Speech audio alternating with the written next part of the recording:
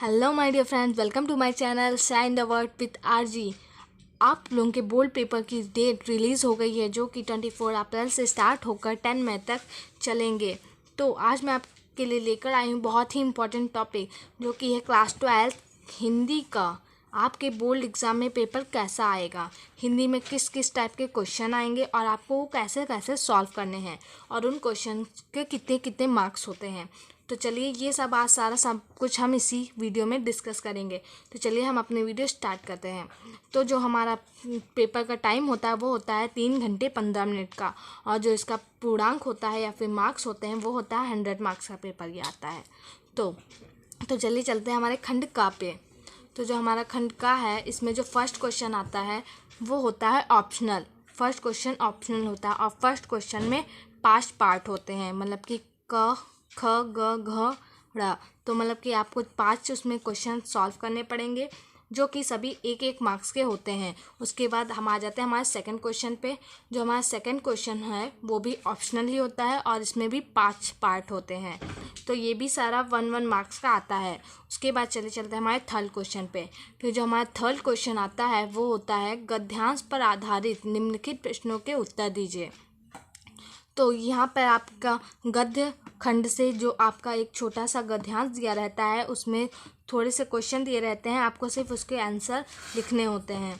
तो ये आपका हो जाता है 10 मार्क्स का। ये पूरा गद्यांश आपका 10 मार्क्स का आता है। इसमें अथवा में भी एक गद्यांश दिया रहता है। अगर जो आपको ऊपर वाला आता है तो ऊपर वाला करिए, वरना नीचे वाला करिए। जल्दी चलते हैं हमारे फोर्थ क्वेश्चन पे। तो हमारा फोर्थ क्वेश्चन आ जाता है पद्यांशों पर आधारित निम्नलिखित प्रश्नों के उत्तर दीजिए।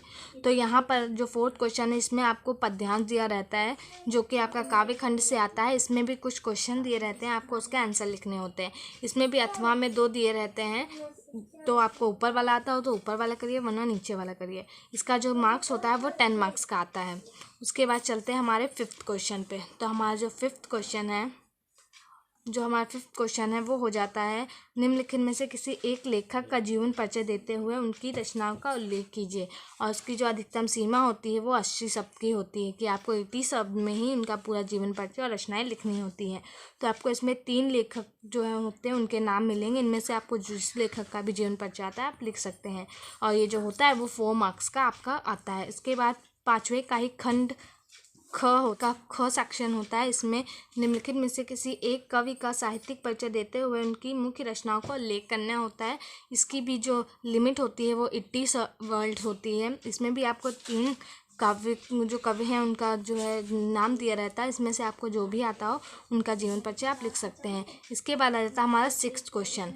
जो हमारा सिक्स्थ क्वेश्चन है वो है कथानक के आधार पर पंचलाइट अथवा बहादुर कहानी के तत्वों पर प्रकाश डालिए। कि जो अभी आपको पंचलाइट या फिर बहादुर कहानी आती है उसका जो है अपने शब्दों में आपको सारांश लिखना होता है 80 शब्द में। उसके बाद इसी में अथवा करके दिया रहता है इन्हीं कहानियों से 2 और कहानियाँ। अगर जो आपको ऊपर वाली आती है तो ऊपर वाली लिखें, वरना नीचे वाली। इसका जो मार्क्स होता है वो होता है 4 मार्क्स। ये 4 मार्क्स का आता है। उसके बाद आ जाता है हमारे क्वेश्चन नंबर 7 पे। तो जो हमारा क्वेश्चन नंबर 7 होता है उसमें स्वपठित नाटक के आधार पर निम्नलिखित प्रश्नों में से किसी एक प्रश्न का उत्तर लिखिए। तो इसकी भी जो वर्ड लिमिट होती है वो होती है 80 शब्द और इसका मार्क्स 4 होता है। इसमें से आपको जिस भी नाटक का क्वेश्चन आंसर आता है आप वो करिए। उसके बाद चलते हैं हमारे क्वेश्चन नंबर 8 पे।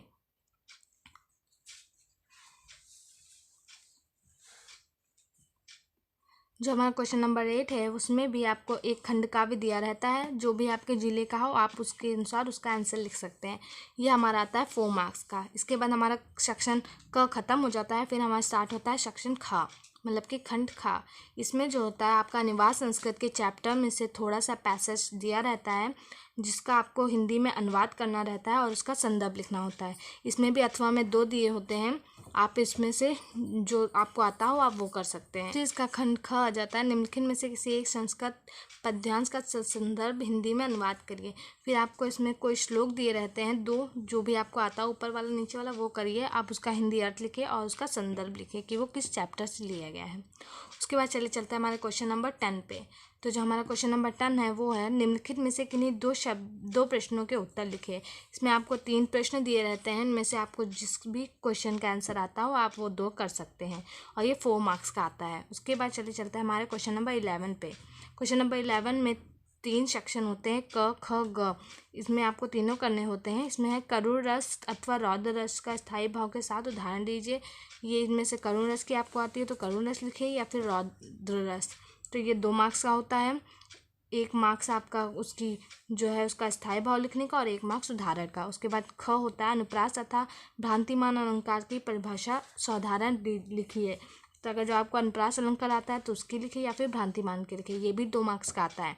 फिर रोला अथवा इंद्रवजा का लक्षण लिखते हुए इसका एक उदाहरण भी दीजिए। तो ये भी आपका 2 मार्क्स का हो जाता है। उसके बाद चलते हैं हमारे क्वेश्चन नंबर 12 पे। तो जो हमारा क्वेश्चन नंबर 12 है वह निम्नलिखित में से किसी एक विषय पर अपनी भाषा शैली में निबंध लिखे। आपको इसमें एक निबंध लिखना होता है। उसमें आपको 5 दिए रहते हैं टॉपिक, उसमें से आपको जो भी टॉपिक आता है उस पर आप निबंध लिखिए और ये है 9 मार्क्स का। आपको ये 9 मार्क्स मिलते हैं इस क्वेश्चन में। उसके बाद चलते हैं हमारे क्वेश्चन नंबर 13 पे।